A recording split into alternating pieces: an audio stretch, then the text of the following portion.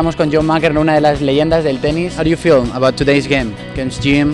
Very challenged. I feel good about it. I feel like I've been playing well, and my body's holding up. It's all how I feel, and he's a worthy opponent, very difficult, and so hopefully I'll have a lot of energy. You always need energy to do well.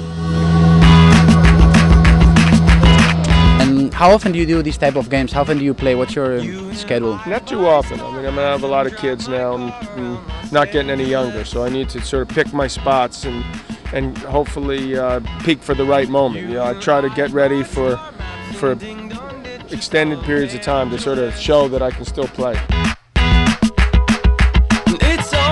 How do you feel about all these, Verdasco, Rafa Nadal, all this boom of Spanish players? Actually, there were some pretty good Spanish players when I grew up. Arantes had won the Open, and I played him sometimes, and Higueras, who's a great coach here, and there were some pretty good players, but this is a whole new level. I mean, Nadal's one of the best. Him and Borg are the best players I've ever seen on clay, and he's turned out to be a great player on all surfaces.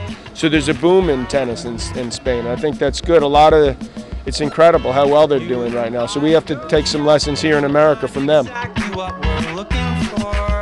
do you feel about the Davis Cup? All this controversy about changing it to do like a World Cup. How do you feel about that? Well, it's a shame that a lot of the top players don't play and they haven't changed, but I've been talking that for 30 years. They need to change, but so far they won't change. Do you speak in Spanish? Vamos a la playa. Gracias. Perfect.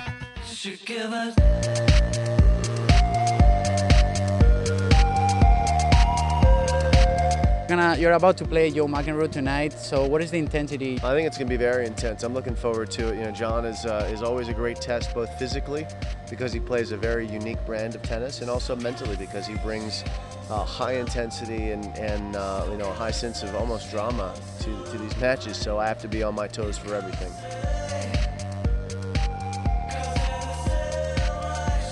Spain has really produced some incredible champions, first starting with Manolo Santana, who won in Wimbledon, and then it was players like Sergio Bruguera and Emilio Sanchez in my era. But the depth that they have now, and then of course Rafa is one of the game's great champions, Spain has really become one of the primary forces in the world of tennis.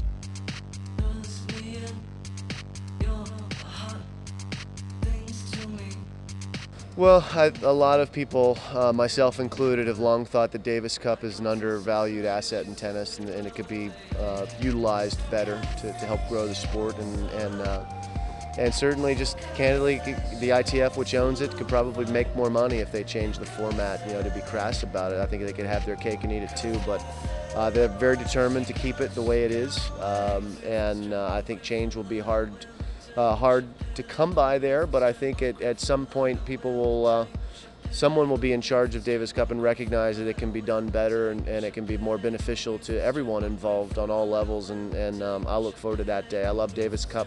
I was lucky enough to win it twice. I played a lot of Davis Cup for the United States, but it's not an event that people around the world really care enough about and should be more valuable. This is Jim Courier saying saludos a la gente en España.